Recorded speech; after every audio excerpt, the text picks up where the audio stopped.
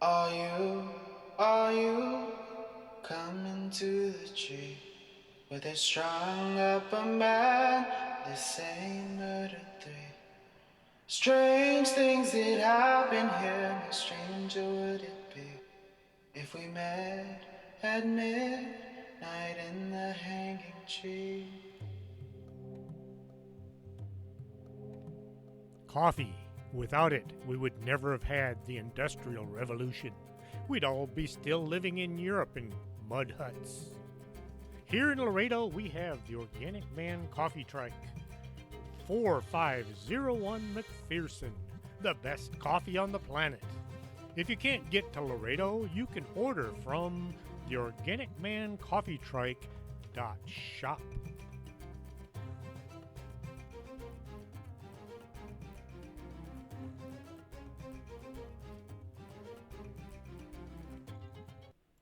Welcome to the show. I'm your host, Chris James. Hopefully, I don't sound too congested. Right now, my sinuses are backed up worse than I 35 going into Austin.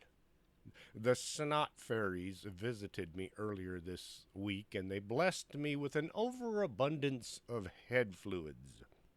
If that's too deep to figure out, I have congestion really bad. So, hopefully, I won't sound too bad, and I do have my cough button primed and ready to go.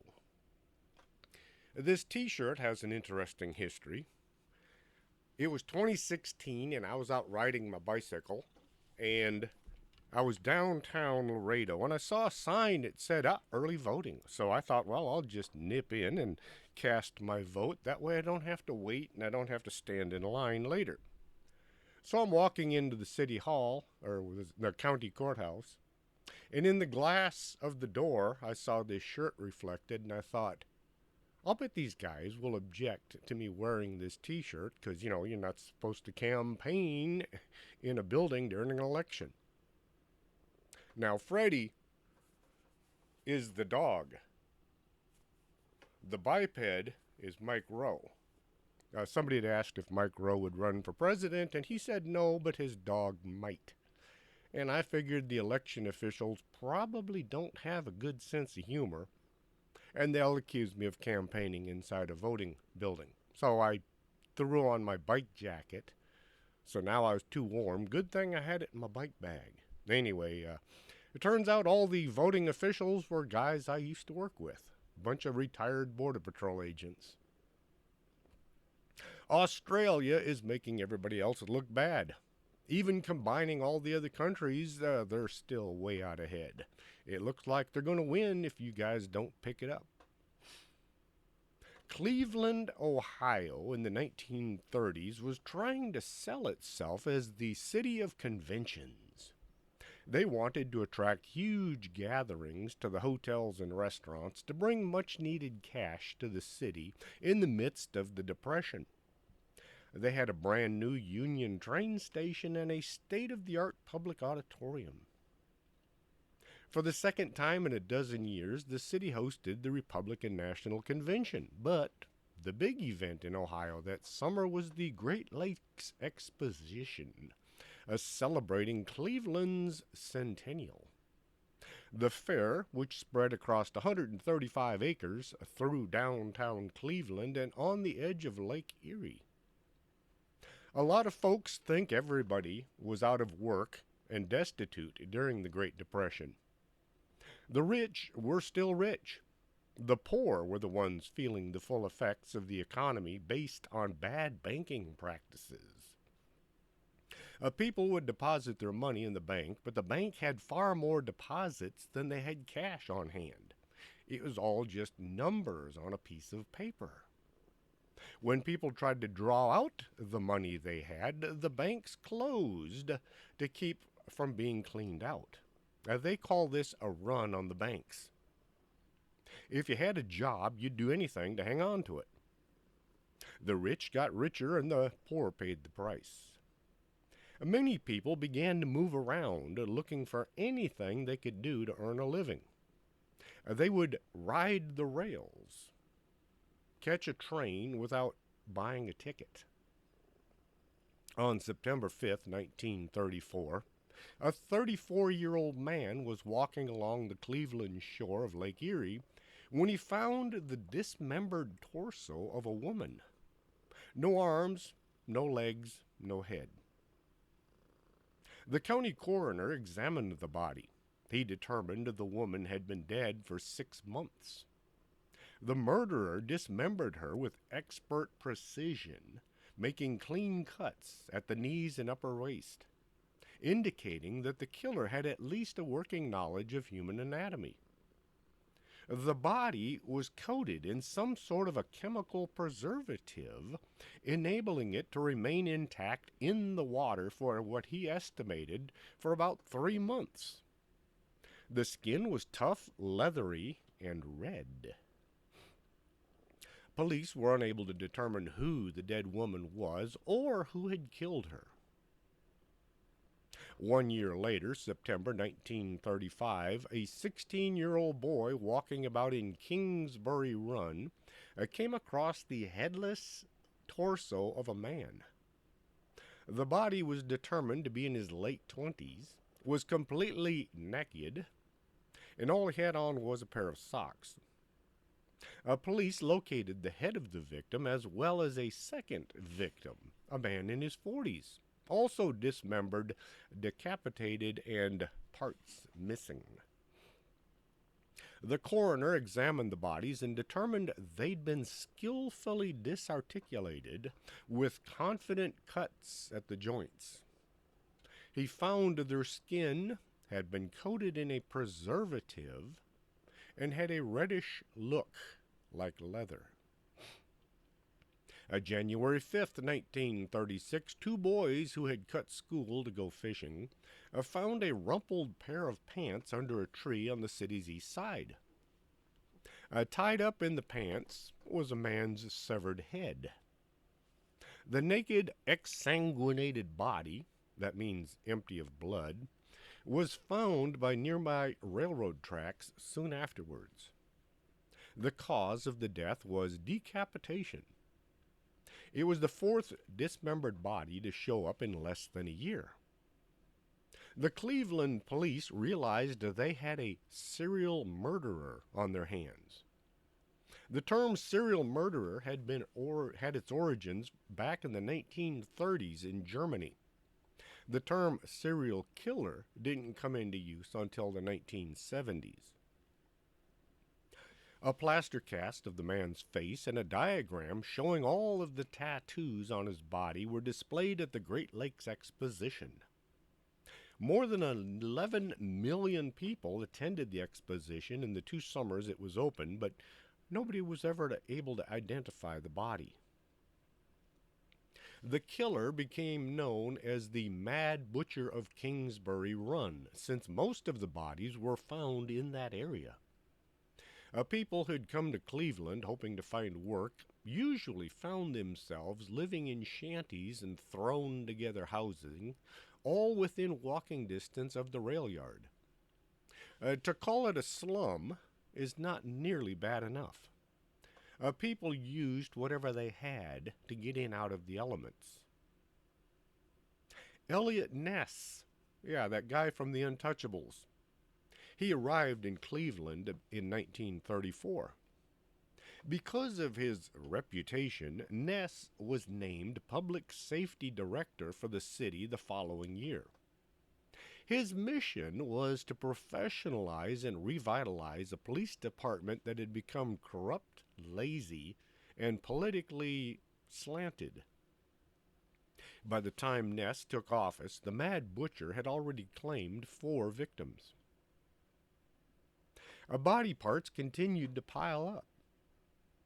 Lead police investigator Peter Marlowe noted similarities between the torso murders and other dismembered killings in western Pennsylvania, theorizing that the killer might be hopping from train to train and hiding some of the bodies in boxcars. The Cuyahoga County coroner said the precision with which the bodies had been dismembered led him to believe the killer could have had some medical training. Sounds just like Jack the Ripper, doesn't it? Ness was drawn to Francis Sweeney, a doctor from the prominent Cleveland family. His first cousin, Martin Sweeney, was a congressman. Residents were terrified and public pressure began to mount on Ness, who ultimately holed up Sweeney in a downtown hotel to question him for several weeks. They even used a polygraph machine. Ness was convinced that Sweeney was the murderer, but could never get enough for an arrest. For years afterwards, Ness would receive taunting postcards from Sweeney. Two more bodies, the 11th and 12th victims, were discovered August 16, 1938, in a spot on the lakefront that could be seen from Ness's office. 2 days later, Cleveland police swept through Kingsbury Run, making dozens of arrests and burning the shanty town to the ground. Ness was crucified in the newspapers for his actions, but the murders did stop. Late 1938, the Cleveland police received a letter that may have been from the killer. It said, "You can rest now. I have come out to sunny California for the winter." The killer claimed to have killed someone and buried their body on Century Boulevard between Crenshaw and western Los Angeles, but no body was ever found. Ultimately, the only person ever arrested for the Torso murders was Frank Dolezal, a bricklayer who'd lived in Flo Palillo. The third victim, a bricklayer who had lived with Flo Palillo, the third victim, and he knew Androsi and Rose Wallace, the only other victims who were ever identified. Dolezal confessed to killing Palillo, but later recanted his confession.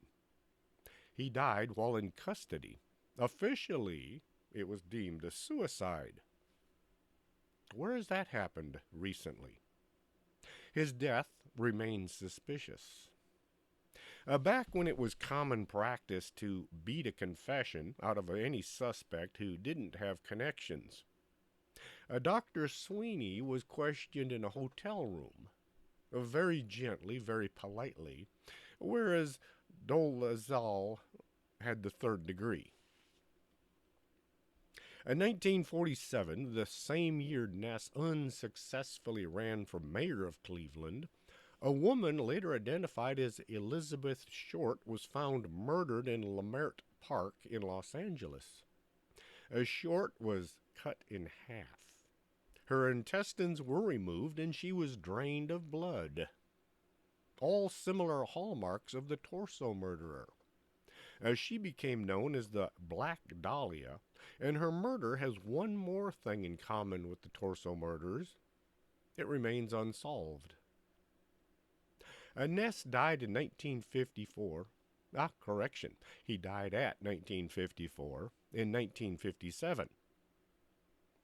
He was broke and a broken man who had once been the nation's top prohibition agent.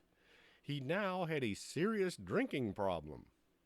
6 months after his death, his memoir, The Untouchables, was published and became the basis for the TV show and the movie years later. The story of the West Mesa murders began in 2011 outside Albuquerque, New Mexico, on a high desert plateau that rises up over the Rio Grande. Housing developments and subdivisions give way to trailer parks and a few firing ranges. There's a raceway and the Bernalillo County Metropolitan Detention Center. 11 decomposed bodies were found buried in shallow graves. It took the Albuquerque police weeks to uncover all of the bodies, which were scattered over a 92-acre swath of land owned by a developer. It took nearly a year to identify the victims. All of them were women between the ages of 15 to 32, and just about every one of them was Hispanic. The women had gone missing between 2001 and 2005, years before their bodies were ever found. 10 of the 11 victims were known prostitutes and drug users, a fact that the police pointed out early and often. Nothing to worry about here. These women were all undesirable. They were women of negotiable affections. And nothing to worry about here. One of the victims, 22-year-old Michelle Valdez, had been 4 months pregnant. The 11th victim, 15-year-old Jamie Barella, had disappeared in 2004. She was last seen when she'd gone to the park with her cousin. Her body was the last to be identified. Her cousin, 27-year-old Evelyn Salazar, had been identified 2 months earlier. A 15-year-old Solania Edwards was a runaway from Luton, Oklahoma. She was the only African American victim and the only one that was from outside of New Mexico. Serial killers are not uncommon in the western United States. New Mexico's largest cities never had to deal with one before. Police promised the families of the victims that solving the murder was a top priority, and initially that kind of seemed to be how the case was run. They assembled a crack team of detectives. They brought in the FBI profilers, and they worked with law enforcement agencies around the state to try to figure out how the bones, 11 women, had wound up in the desert. 21 years after the first body was discovered, police still have no official suspects, and Albuquerque has pretty much forgotten about what once was known as the city's crime of the century. Why do so many serial killers prey on prostitutes?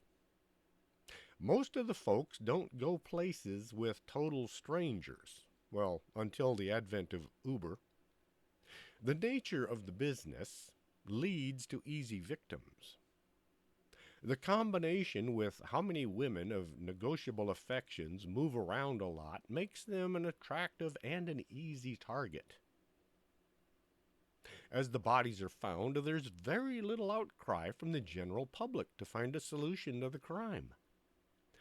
Some see this as just rewards for their illicit behavior. The press will make a huge outcry, not to solve the murders, but to sell papers. If it bleeds, it leads. Since the days of Jack the Ripper, newspapers have acted as if they are the voice of the people. They're just trying to churn up interest in the story. Many unsolved crimes have been done by copycat murderers. You also have the problem of notoriety and publicity. Look at all the attention that guy is getting. I want to get in on that. I used to have a set of trading cards of serial killers. So many people complained about these cards that it drove the price sky high. I forget what the going price was when I finally did sell them, but unfortunately I waited until the price was coming back down, and I did not make a killing on the serial killer cards. My wife thought it was a little disturbing that I had such a thing. The police dealing with the West Mesa murders had little to go on. The bodies were in really bad shape.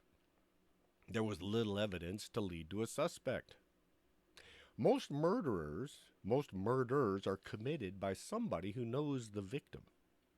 It is very hard to find out who is with these women just before they're murdered. People don't come forward to fill in all the blank spaces. To make matters even harder, those who do make statements are sometimes of questionable veracity. Medical examiners and forensic experts couldn't determine how the victims had been killed. No witnesses came forward, and there was virtually no forensic evidence at the burial site, which meant There was nothing to tie the victims together except for their shared grave and their high risk lifestyles.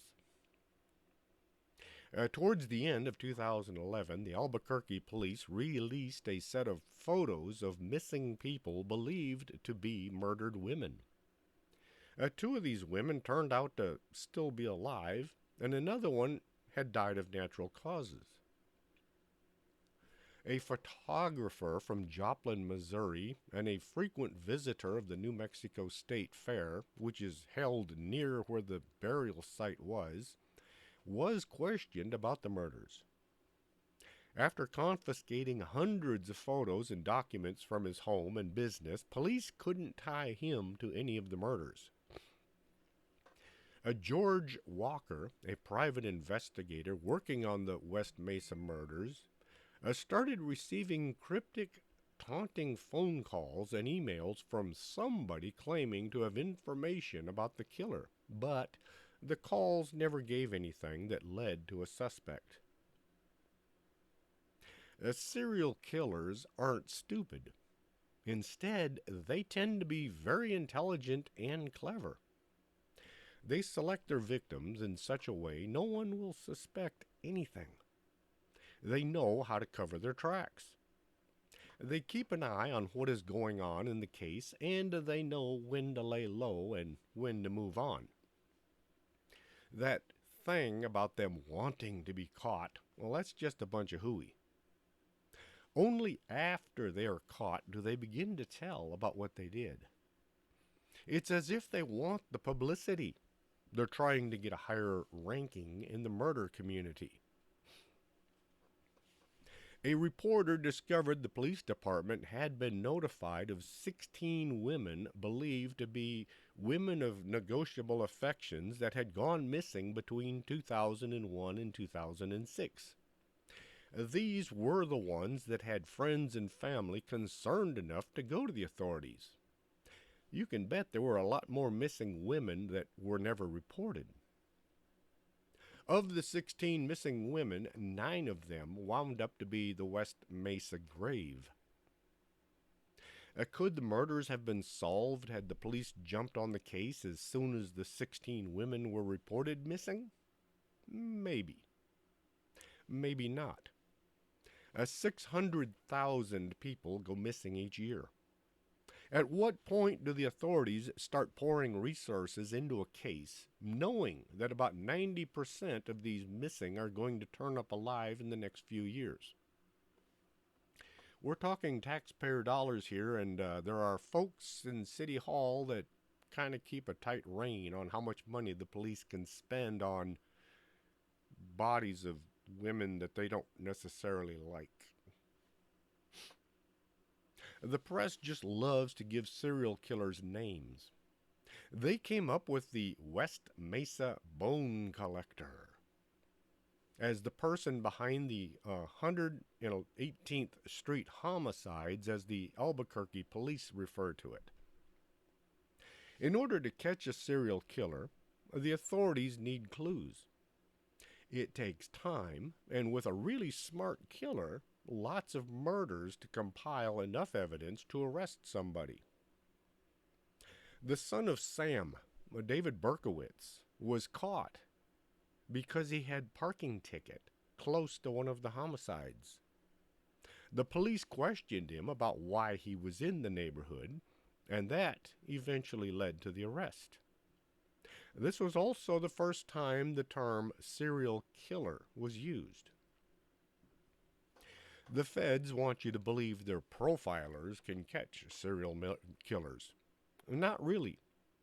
Most cases are solved by police officers questioning everybody close to the case and sifting through thousands of statements. Most profilers have a really bad batting average. Retired New York City police detective Kevin Gannon and Anthony Duarte, joined by criminal justice professor Dr. Lee Gilbertson, believe that a group of serial killers, have been murdering young men around the country and making their deaths look like accidental drownings. The FBI and other experts have dismissed their claim as conspiracy theory. What do you call a conspiracy theory after about 6 months? Usually the truth. What became known as the Smiley Face Murders story begins in 1997. A Fordham University student, Patrick McNeil, walked out of the Dapper Dog in New York City, Upper East Side, and disappeared. According to Fordham Observer, McNeil became extremely intoxicated, throwing up in the bathroom, and went outside to wait for a ride home. When the friend failed to appear, he was last seen walking towards the subway station, being followed by a van that had been double parked in the street just outside. Detective Kevin Gannon caught the case, and a month later, McNeil's body was found floating in the East River. The medical examiner called the death an undetermined drowning, citing his high blood alcohol level, implying a drunken McNeil had simply fell into the river and drowned. Gannon was convinced this was a murder. There's evidence that Patrick McNeil was bound and abused before being drowned. His body exhibited signs of having been dead before being thrown in the river. Gannon swore to McNeil's parents that he would continue the investigation. He was joined by fellow detective Anthony Duarte and eventually a criminal justice professor, Lee Gilbertson, in the belief that McNeil was a murder victim. For more than 20 years, the trio have compiled evidence that they believe indicates that Patrick was the first known victim of the Smiley Face killers. While investigating the growing number of deaths, they believed that they linked to a single serial killer or a coordinated group of killers. Retired police detective Kevin Gannon and Anthony Duarte noticed a creepy detail. At every location there was a victim found, there was a smiley face of some sort painted on a visible marker nearby. Gannon and Duarte said that there are no fewer than 13 symbols commonly found near the location where victims of the smiley face killers have been found. One of the more compelling aspects of the smiley face killer theory is how similar most of the victims are, which supports the idea that the killer is targeting a specific type of person. The victims are all young men attending college. They have generally really good grades and have professional aspirations. They're usually athletic, popular, white, and they have almost always been out drinking at bars with friends prior to their disappearances. Some of the more recent victims that investigators have linked to the smiley face killings have been openly gay. This consistency in the victims certainly supports the theory that one person, or perhaps a group, is behind their deaths.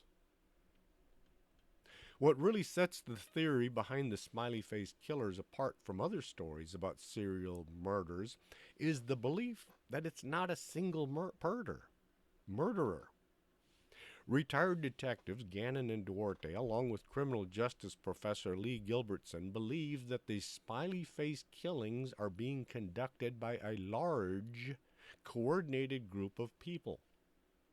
Gannon believes there may be more than 1,000 people involved, broken up into cells of 12 to 15 in various cities around the country. This would explain how some of the victims identified by the two detectives went missing on the same day but in different cities, miles apart. He also theorizes that membership in this murderous gang might change over the years as some members get too old to continue and there may be replaced by younger murderers. If Gannon is correct, acting as a group would also help confuse the investigation, as law enforcement would naturally assume a single perpetrator and they would be thrown off the scent if different people were involved, different MOs, especially if they had no connection to the victims. Gannon notes that the smiley face killers have become more active in the last few years. He theorizes this is because law enforcement has failed to take them seriously, and so the group is feeling more secure and confident in their ability to kill with impunity. The most prolific serial killer we know about is Louis Garavito. Garavito confessed to killing 140 people, mostly children, and was convicted of 189 murders. He is currently serving 835 years in prison. I have to ask, why? Why allow these people to languish in a cell at taxpayers' expense? It costs about $100 a day to keep a prisoner housed, fed, and guarded. That's $100 per day per prisoner. During the Black Plague of 2020, as people were losing their minds, many prisoners were set free. Gary Ridgway, the Green River Killer with 49 homicides to his name, was almost released from prison. It was a vote, 4-5, by the parole board on whether or not to let him go. One person kept him in prison. Gary Ridgway had said if he was ever allowed out of prison, he would start murdering again. He liked it. The folks in charge were all caught up trying to look good to the wrong group of people. If they were letting prisoners walk so they didn't catch the Black Plague of 2020. I can't for the life of me understand people who are willing to risk our lives so serial killers can live. It doesn't make sense. If Kevin Gannon and Anthony Duarte and Lee Gilbertson are right, the smiley face killer or killers outgunned Garavito. The investigators have a database that identifies 335 possible victims based on the profile they've developed and the physical characteristics of the crime scenes. Gannon, Duarte, and Gilbertson do admit these are possible victims. There's no way to prove these deaths are linked. The circumstantial evidence is very compelling. The victims in the database exhibit many characteristics that hint they spent a significant amount of time outside the water before they were discovered. And many of the postmortem examinations show similar toxicology reports and the presence of land insects that wouldn't be found in the water. TV shows make forensic science seem a lot more advanced and reliable than it actually is.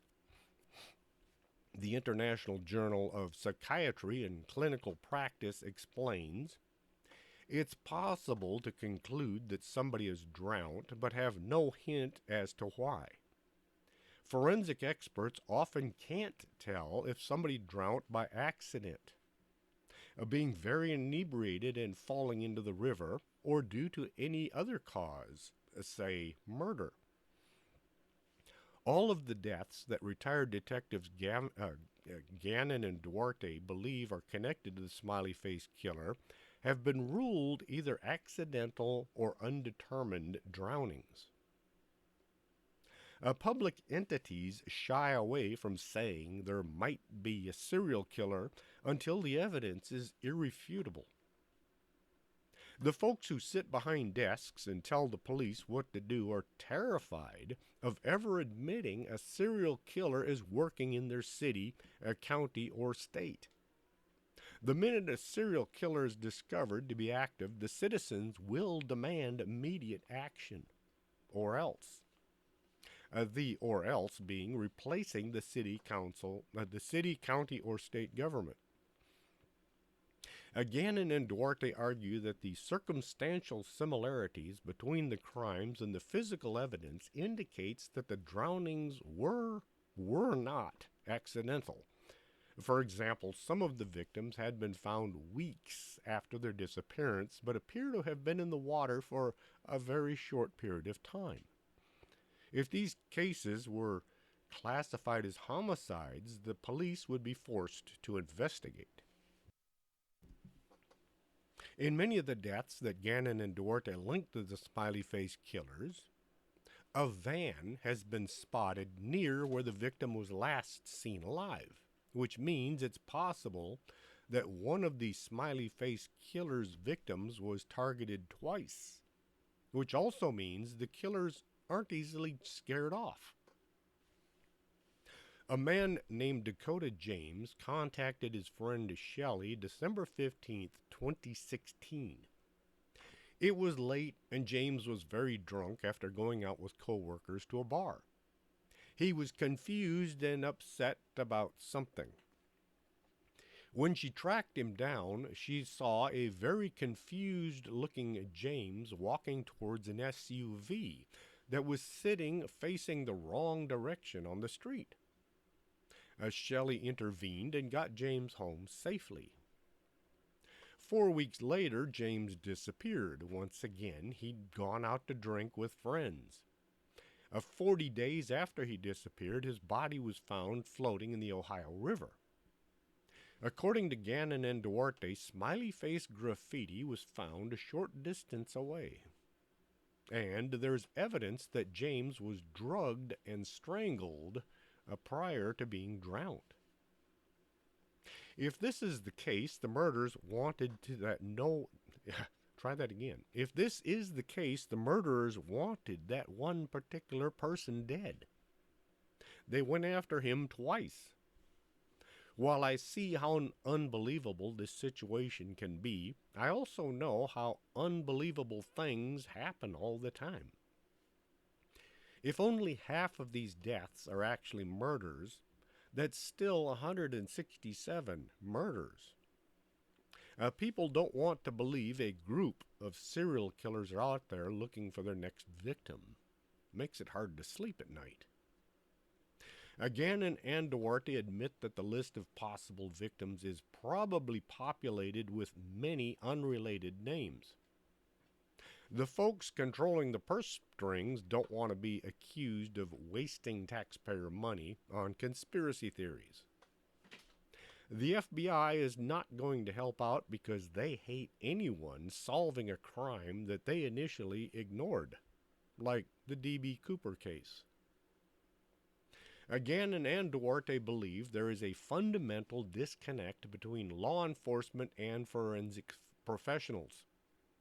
The medical examiner and the police are each waiting for the other to provide evidence of a homicide, and as a result, these cases simply get pushed aside by more urgent investigations. The evidence of homicide is never officially collected as a result, and everybody simply accepts that the drowning was accidental. One theory the smiley face killers are unable to continue with their nefarious deeds. Let me try that again too. Like I said, my head feels like it's packed full of cotton. One theory the smiley face killers are able to continue with their nefarious deeds is they use the dark web to coordinate with their fellow killers. The dark web is a network of websites that require a special web browser using the anonymous Tor protocol to access. While many people use the dark web to order and preserve their privacy, it's known that many criminal organizations also use it in order to freely sell illicit things. That makes the dark web perfect for a gang of killers to recruit more members, identify victims, and coordinate their actions.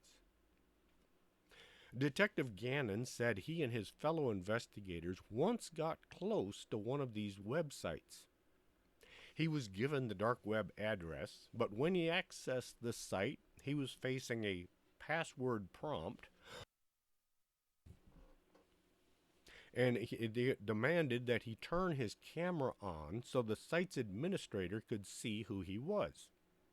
He didn't have the password and he wasn't going to agree to turn his camera on, and so the administrator of the website just simply kicked him off.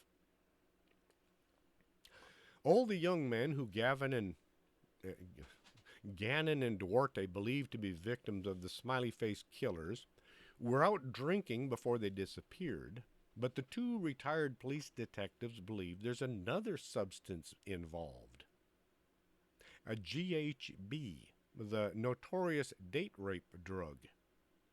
GHB is colorless and tasteless and can cause extreme sedation and complete memory loss. Its lack of taste or color makes it very easy to slip into someone's drink. A GHB has been found in about 30 of the drowned victims, linking to the smiling face killers. Gannon and Duarte think the number could be much higher, as in 90%. A GHB isn't usually included in toxicology reports, and this has led to many families authorizing private toxicology scans which have revealed the presence of this drug. Many of the bodies appear to have been strangled. Try that again. Staged. Uh, Along with having a sinus problem, my eyes are watering so bad it's a little difficult to actually see my notes. If I start if I start tearing up and running down my cheeks, it's not because I'm sad, it's because my sinuses are backed up. You know why your eyes water? No, I got that joke completely screwed up.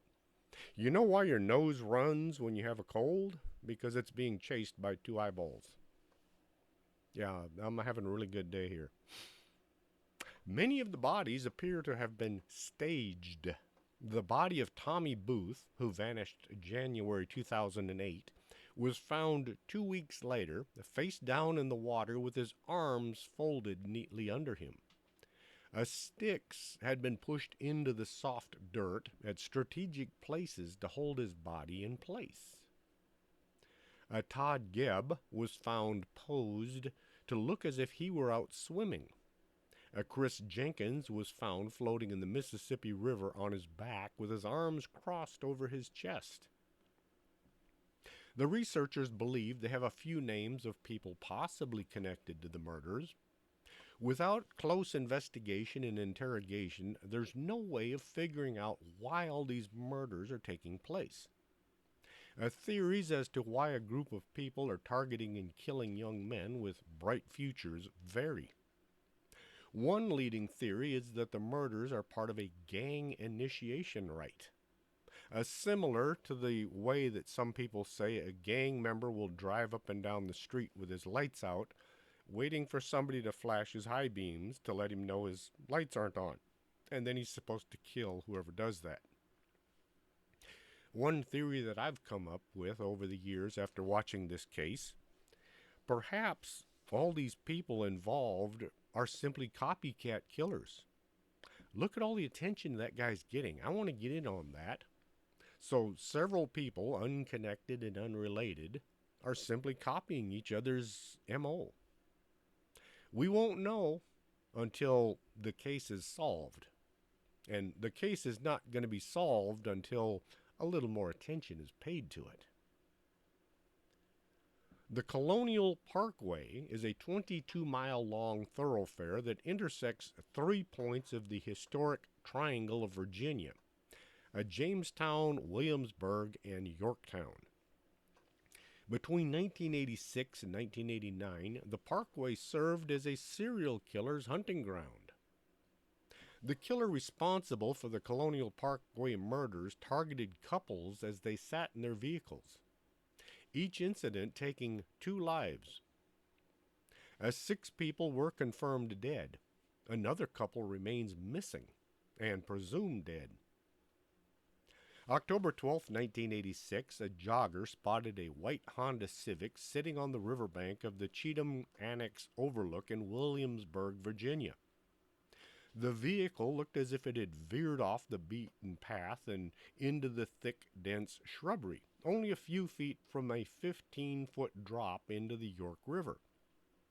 The jogger assumed that a drunk driver might have accidentally driven off the road.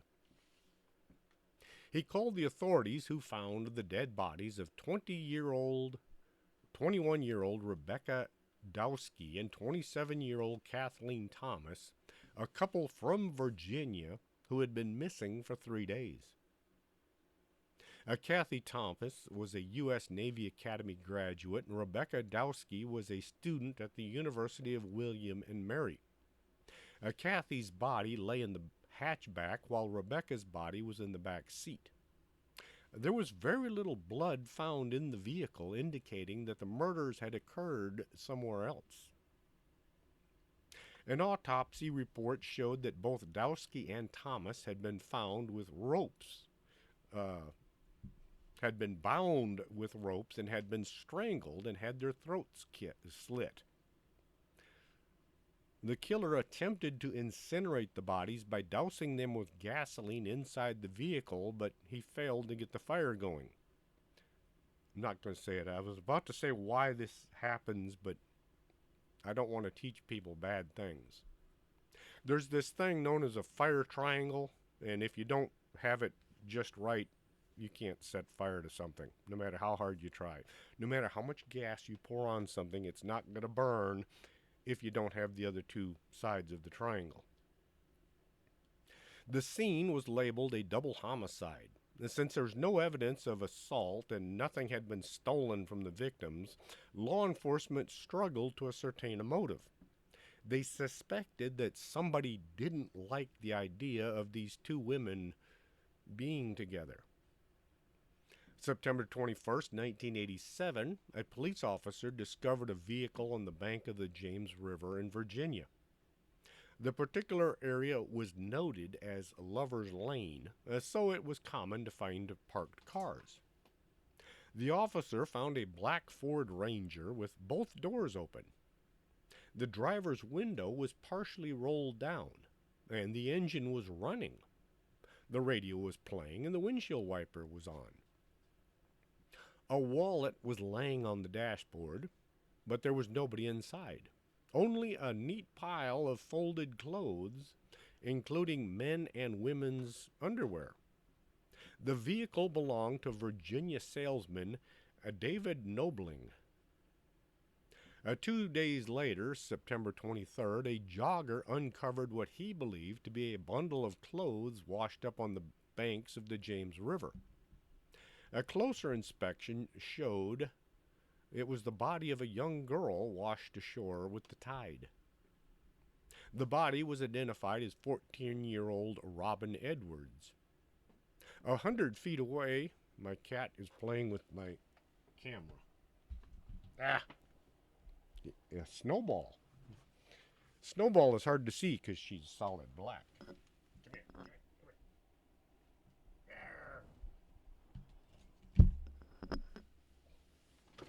She has her Halloween costume on. She sits behind the computer and wobbles it back and forth and makes it hard to, well, I didn't notice it at first because, like I said, I can barely see. Oh, well. Oh, they found the body, 100 feet away, police found the 20-year-old David Nobling, also on the riverbank. He had been shot in the head, execution style. Both victims had been shot in the head. With the circumstances being similar to the double homicide the previous year, police quickly linked the 2 crimes. Due to a lack of evidence, the lead soon ran cold. April 10th, 1988, 2 students from Christopher Newport University vanished. A 20-year-old Richard Call and 18-year-old Cassandra Haley. They were on their first date that evening, but neither of them ever returned home.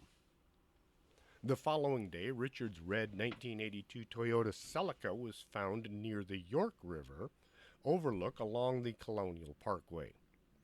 Cole's driver's side door was open and his wallet and Cassandra's purse were inside. Investigators found two piles of clothes and some of their personal possessions.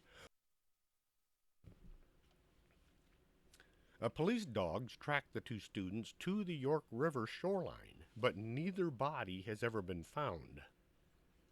The prevalent theory is that their bodies were simply washed away by the river. September 5th, 1989, another set of young Virginia people, a 21-year-old Daniel Lauer and his brother's girlfriend, 18-year-old Anna Marie Phelps, disappeared. Authorities quickly linked the previous murders, especially as Phelps and Lauer matched other recent victims' profiles. Within 24 hours, transportation officials discovered Daniel's Chevy Nova abandoned at the I-65 New Kent rest stop. The car faced the opposite direction of Daniel's destination of Virginia Beach. Both driver and passenger side doors were unlocked and the keys were in the ignition. Police found dirt and grass on the vehicle's underside, suggesting that the car had recently driven through the woods. They found this suspicious since Daniel had no reason to veer off I-64 into any grassy areas. The most prominent theory was that somebody other than Daniel drove the vehicle and abandoned it where it was found. October 19th, 1989, two hunters stumbled across the skeletal remains of both missing people between Richmond and Williamsburg, around 2 miles from where Daniel's car had been found. A blanket taken from Daniel's vehicle had been used to cover the two bodies. Due to the level of decomposition in both bodies, medical examiners couldn't determine the cause of death. Anna Marie did suffer multiple stab wounds, which may have been what had killed her. Police assumed Daniel may have died in a similar fashion. The evidence marked the first lacerations found on a potential Colonial Park killing victim. Lolly Winans and Julianne Williams, a couple from Virginia, vanished in late May 1996. Their disappearance occurred 7 years after the last known Colonial Parkway murder. The couple ventured into Shenandoah National Park on a camping trip and were last seen by park rangers May 24th. June 1st, another park ranger. You should hear how this sounds inside my head. It does not sound like my voice. I don't know what it sounds like coming out of your speakers, but whew. Anyway, June 1st, another park ranger found the bodies of Lolly and Julian. Both of them had their throats slit to the point of near decapitation. The women were restrained with duct tape, gagged, and undressed. Lolly lay dead in the tent. Park ranger found Julie Williams in her sleeping bag about 30 feet away near the embankment. In the summer of 2010, some of the victims' family members commissioned a private detective named Stephen Spingola to look into the Parkway case. Spingola, a former Milwaukee homicide detective, obtained an excellent reputation in solving extensive murder cases throughout his career. After his retirement, he became an investigative journalist. Spingola research yielded some interesting conclusions. His first finding concluded that multiple people committed the Colonial Parkway killings. He believed that the first double murder of Kathy and Rebecca was not related to the other Parkway murders. They are, however, connected to Lolly and Julian. Spingola stated that the Nobling Edwards and Lauer Phillips murders might have resulted from a robbery attempt gone wrong. With no lead to pursue, the case stalled throughout the 90s and early 2000s, but in 2010, the investigation reignited thanks to a newly discovered piece of evidence. In the apartment of Anna Marie Phelps, family members discovered a note written by Phelps in the days before her death. The memo, handled back in 1989 but dismissed as unimportant, revealed that Phelps planned on meeting somebody at the rest area on I 64. The note revealed the meeting's date and time and that the person would be driving a blue van. Turkey hunters found the body of Anna Marie Phelps and Daniel Lauer around 1 mile away from the destination mentioned in the note. Man, those cats are getting busy over there. I'm going to have something to clean up when I get done here. The cause of death includes strangulation, gunshots, and stabbing. There was no evidence of burglary or sexual assault in any of the cases. The killer drove his victims' vehicles away from the murder sites, giving the interconnectivity of the Colonial Parkway, determining the perpetrator's location was close to impossible. The only pattern which could be determined was that victims were all couples along the same 30-mile stretch of road. In 1997, police identified a potential suspect in the Winans-Williams case, a Darrell Rice. A 29-year-old Rice had a violent past. The police had arrested him for attempted vehicular homicide after trying to abduct a Virginia woman. Inside his vehicle, police found hand and leg restraints, both of which had been present at the Winans-Williams crime scene the previous year. Rice's history and his outspoken obsession with pornography made him a good candidate for the Winans-Williams murders and the other Colonial Parkway murders. Additionally, Rice had been in the Shenandoah National Park the same week as Winnan and Williams. Having only circumstantial evidence to go on, police charged Rice with the murder of Winnan and Williams in 2002. None of the physical evidence found on Winnan or Williams matched Rice in any way.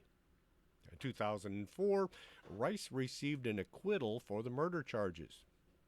The FBI also claimed that he was not a suspect in the Parkway killings. 2009, a former sheriff's deputy named Fred Atwell stated that the FBI considered him a suspect in the murders. Atwell, a deputy sheriff for Gloucester County during the Parkway murders, became a whistleblower regarding the FBI's lax approach to the investigation. An FBI photographer in the FBI Norfolk field office leaked photographs of the Parkway crime scene to a security firm as an instructional aid. Atwell kicked up a storm about this incident. When Atwell took this issue to the media, the FBI suddenly decided that Atwell was a viable suspect. Although Atwell didn't investigate the killings while a deputy sheriff, the case did interest him. It also came to light that Atwell had something of a shady past. 2011, Atwell scammed some family members of the victims.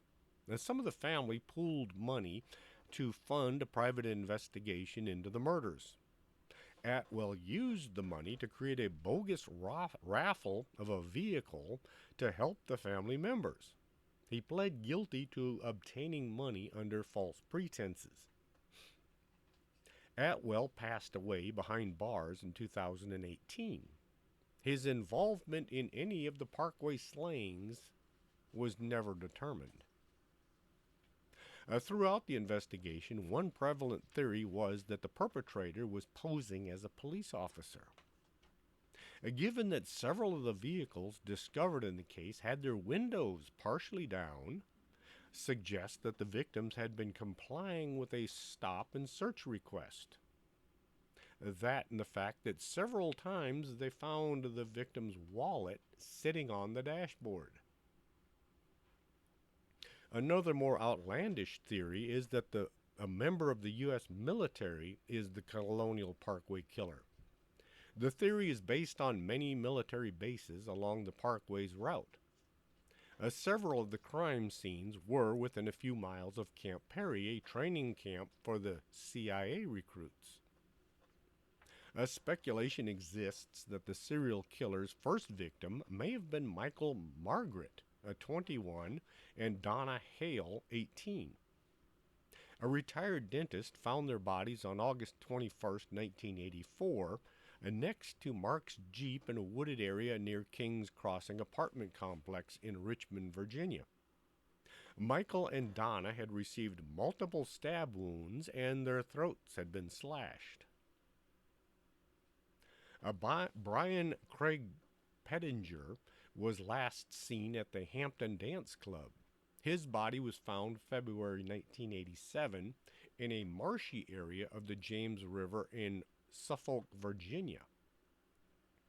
Lorianne Powell, 18, went missing March 8, 1988, after walking down Route 614 towards Route 17 in Gloucester County. April 2nd, 1988, someone spotted her body floating in the James River, as she had multiple stab wounds as well. Despite the resurgence in the Colonial Parkway murders around 2010, there have been no advances in the case.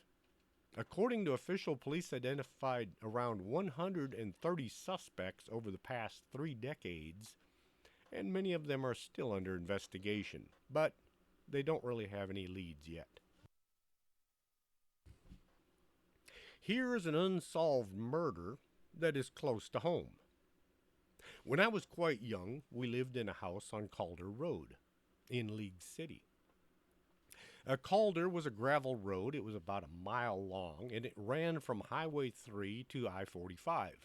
There were 7 houses on it, 6 on the east end, where I lived, and 1 in the middle, about halfway between the highway and the interstate. 1971, I was 13, so I remember some of the details, but not all of them. I'll try to get the incidents in their proper order. Back then, there were huge sections of land with nothing on them but brush and cattle. Some of this property had oil field equipment running day and night without anybody really manning it. Colette Wilson, 13, lived in Alvin, Texas. She disappeared from County Road 99 and Highway 6 on June 17, 1971, after being dropped off by her band director. Gloria Gonzalez, 19, lived in Houston. She was last seen on October 28, 1971, near her apartment on Jacqueline Street in Houston. Her remains were found in Addicks Reservoir. November 26, 1971, the body of Colette Wilson was also found in that same area.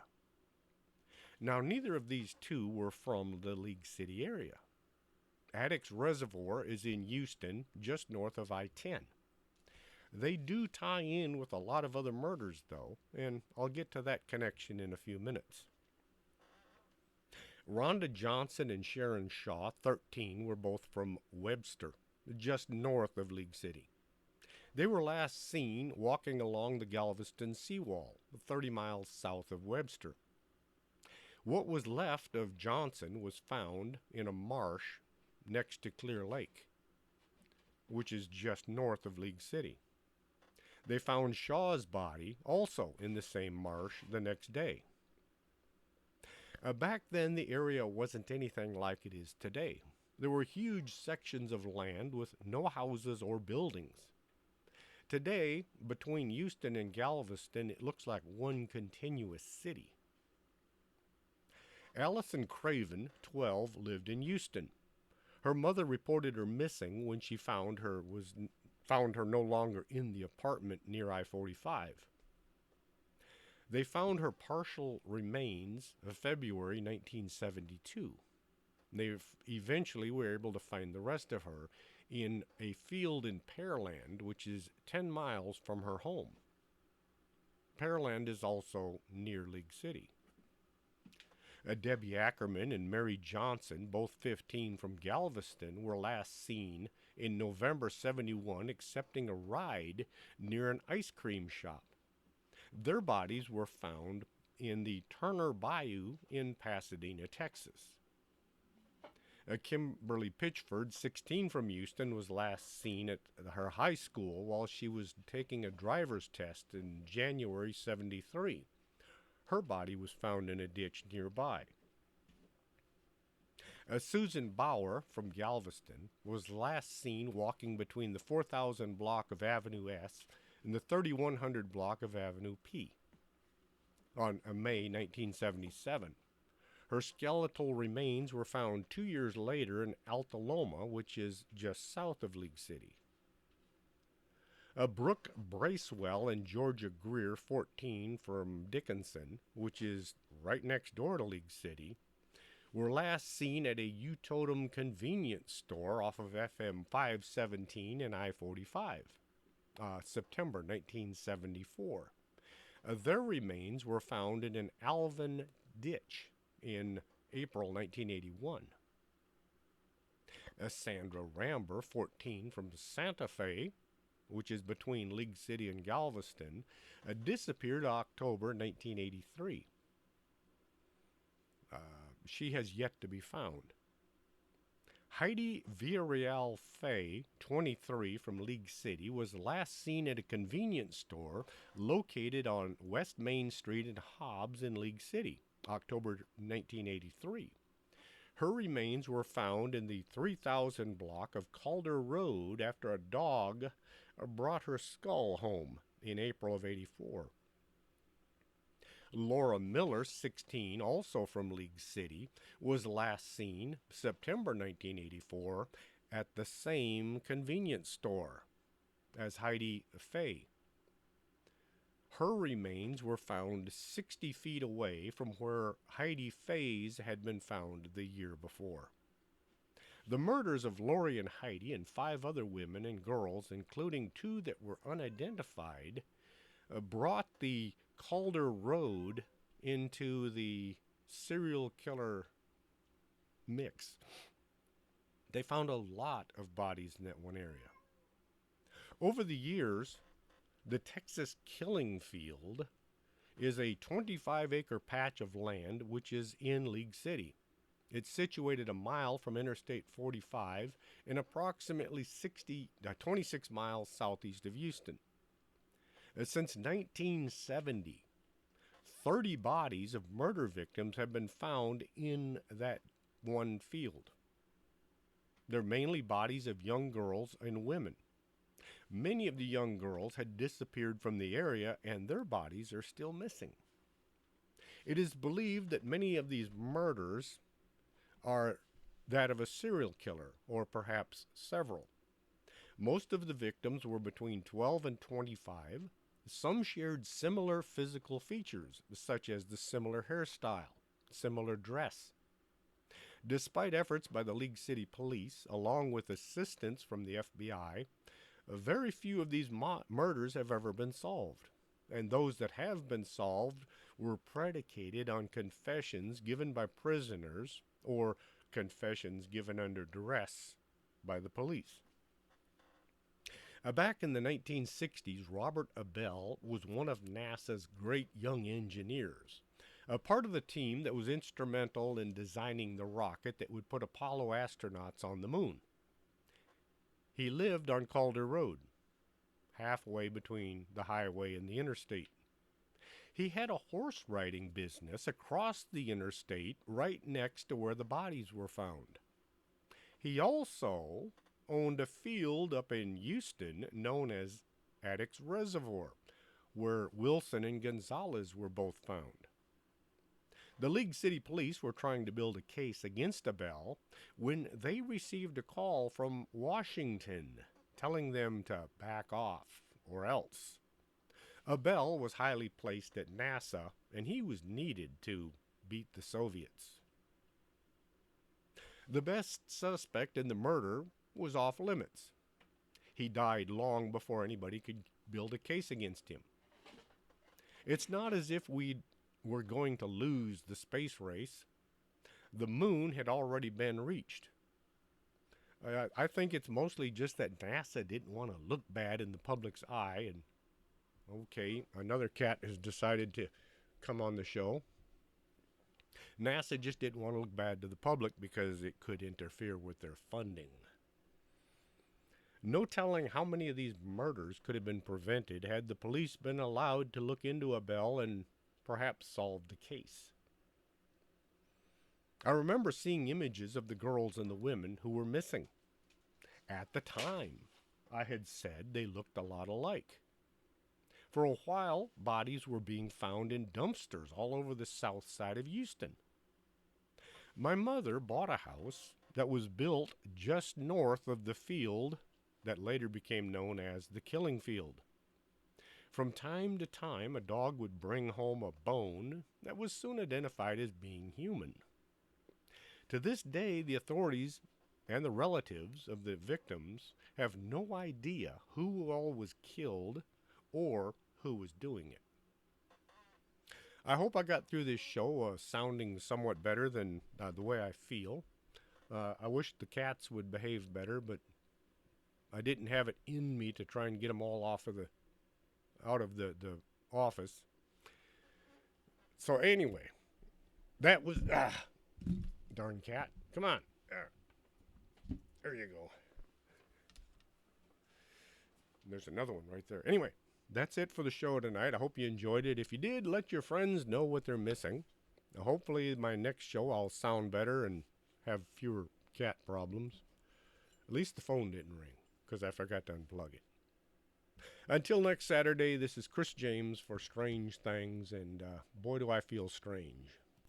Are you coming to the tree where they strung up a man the same murder three? Strange things that happen here, no stranger would it be if we met at midnight in that hanging tree.